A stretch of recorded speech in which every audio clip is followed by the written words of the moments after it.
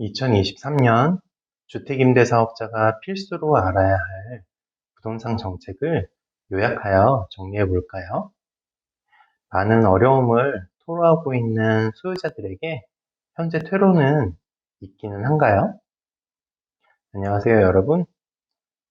지난주에 사랑하는 사람과 좋은 추억 담아 오셨나요? 지친 마음에 한 줄기 편안한 행복이 자리 잡은 시간을 보내시고 오셨으면 좋겠어요. 오늘은 예고드렸던 것처럼 현재 고통받고 계실, 앞으로 더 힘들 상황이 추가될 주택임대 사업자분들에게 하나밖에 없는 퇴로에 대해서 이야기해 보려고 해요. 확실한 건 만족하실 만큼의 대안은 아닐 거예요. 사업을 하시는 목적이 이윤 창출일 텐데 그와 상반되는 방안이거든요.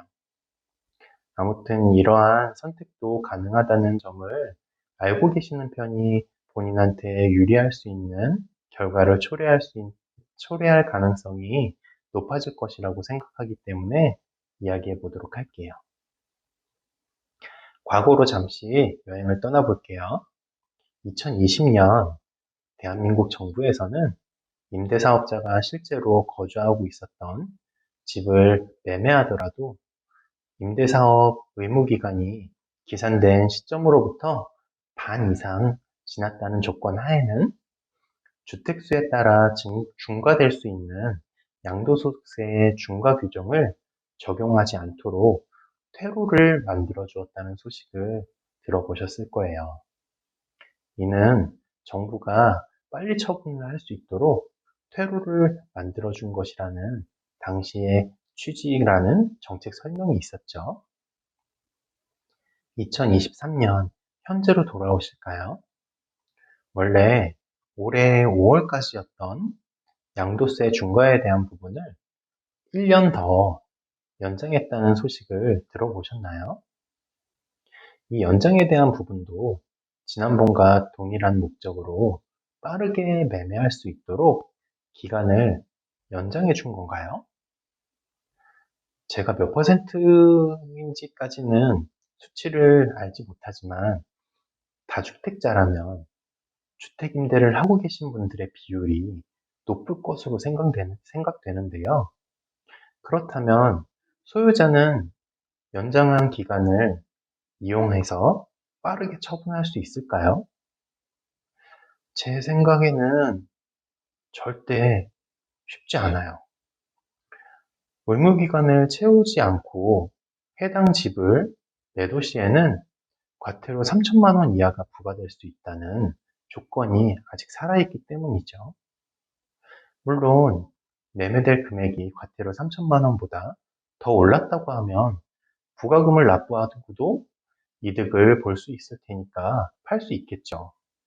하지만 3천만 원을 쉽게 세금으로 사용하십사 헌납하실 여력이 되는 분이 그렇게 많을까 의문도 좀 들어요. 결국 빠르게 집을 매매하고 싶은 마음이 있다 한들 의무기간을 위반했을 때 벌칙이 무시할 수 없는 문제로 인해서 정작 집을 팔지 못하는 상황이 초래된다고 생각해요. 대한민국 정부의 부동산 정책과는 입장 차이가 분명하게 나는 부분이죠. 임차인 입장에서는 반환할 능력도 없으면서 임대사업을 왜 하냐? 이렇게 말씀하실 수 있다고 생각해요. 어투가 굉장히 공격적으로 들리는 것을 봐 그간 임차인들도 쌓였던 화가 많이 있으셨던 것 같아요. 하지만 자금이 없어서 울분을 토한다기보다는 사업가로서 이윤을 추구하려고 했으나 계속 정부가 제한사항만 늘려가는 부동산 정책으로 인해서 전국의 소유자들이 퇴로가 없다고 하소연을 하는 것임을 이해해 주셨으면 좋겠어요.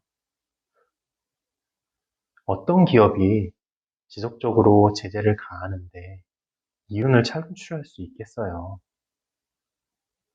대한민국 정부는 상생임대제도 같은 소유자와 임차인 서로가 이득이 되는 사회를 만들고자 명목상으로는 정치를 하고 있죠. 그렇다면 같이 살 수 있도록 고민해서 결과를 내야죠. 그러라고 국회에 수많은 인원이 2급, 3급, 4급 공무원으로 근무하고 계시는 거잖아요. 부디 모든 국민이 살기 좋은 대한민국을 위해 지금보다 더 열심히 일해주셨으면 좋겠어요. 또 영상이 길어지는 것 같아서 빠르게 결론부터 낼게요. 그래서 현재 임대하고 있는 소유자가 취할 수 있는 방안이 무엇인가? 퇴로는 있기는 한가? 쉽지 않지만 바로 포괄양수도 계약이에요. 포괄양수도 계약이라는 건 사업의 양수란 사업용 자산을 비롯한 인적 시설 및 권리 의무를 포괄적으로 승계하는 것이에요. 예를 들어서 장기 일반 민간 임대주택 사업에 대한 의무기간이 10년으로 이렇게 등록하신 매도인이 계시면 7년 정도 지난 시점에 매도를 결정해서 매수인에게 포괄양수도 계약을 통해서 매도를 한 경우를 가정해 볼게요. 매도인의 주택임대사업자 의무기간인 10년에서 7년이 지난 상황이기 때문에 매수인은 남아있는 3년만 주택임대사업자를 유지했다고 가정을 하면요. 매수인이 남은 의무기간을 충족시켜 주었기 때문에 매도인의 의무기간은 준수를 한 것으로 간주를 해요. 그렇기 때문에 미준수로 인한 과태료가 부과되지 않죠. 주택임대사업자가 손해를 최소화해서 매매할 수 있는 유일한 퇴로는 포괄양수도뿐이에요. 양도한 사람에게도 의무기간 미준수에 대한 과태료가 부과되지 않아서 좋고, 양수한 사람 또한 10년 또는 새로 등록을 하면 10년 또는 15년 주택임대사업자를 유지해야 되는데 그럴 필요 없이 남은 의무기간인 3년 정도만 준수를 하면 장기보유 특별공제 등 세금 혜택을 볼 수 있는 거죠. 양도인, 양수인 둘 모두한테 좋은 방안이 될 수 있다고 생각해요. 다만 양수인이 의무기간을 준수하지 않았을 경우에는 양도인에게 미준수 기간에 따라 과태료가 부과된다고 해당 물건지 시군구청에서 연락받을 수 있기 때문에 계약서 작성 시에 특약사항을 잘 꼼꼼히 작성하셔야겠네요. 당신의 편 뜰부동산에서는 포괄 양수도 계약 진행 시 양도인에게 피해가 가지 않을 수 있도록 특약사항도 꼼꼼하게 기재해 드릴 준비가 되어 있으니까요. 포괄 양도양수를 고민 중이신 소유자분이나 매수자분이다 늦지 않았어요. 연락 주셔서 좋은 결과가 있으시면 좋겠네요. 지금까지 안 팔면 세금 폭탄, 8년이 사방이 규제로 퇴로가 막힌 듯한 임대사업자를 위해서 필수로 아셨으면 하는 부동산 정보인 포괄 양수도 계약 진행에 대해서도 얘기를 잠깐 해봤어요. 마지막으로 2020년 올해 6월 말 이후로 예정되어 있는 개정안 하나만 더 말씀드릴게요. 주택임대사업자 임대인이 보증보험에 가입하지 않을 경우에는 임차인이 그 계약을 해지할 수 있을 뿐만 아니라 이사준비 등으로 인한 피해가 있다면 그에 따른 손해배상도 소유자한테, 임대인한테 청구할 수 있다는 점은 주의하셔야 함을 알리면서 마무리하려고요.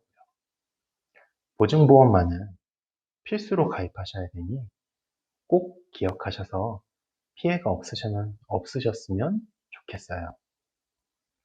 긴 영상 꼼꼼히 끝까지 봐주셔서 깊이 감사드려요. 항상 찾아봐 주셔서 감사드리고요. 내일도 미약한 성장을 꾸준하게 하는 당신의 뜰로 인사드릴 것을 약속드리며 오늘의 영상도 마무리하도록 할게요. 한 주의 최대 고비였던 월요일을 잘 버티셨던 여러분 고생 많으셨어요. 맛있는 저녁 식사하시고 편안한 휴식이 될 수 있는 시간이 되셨으면 좋겠네요. 고맙습니다.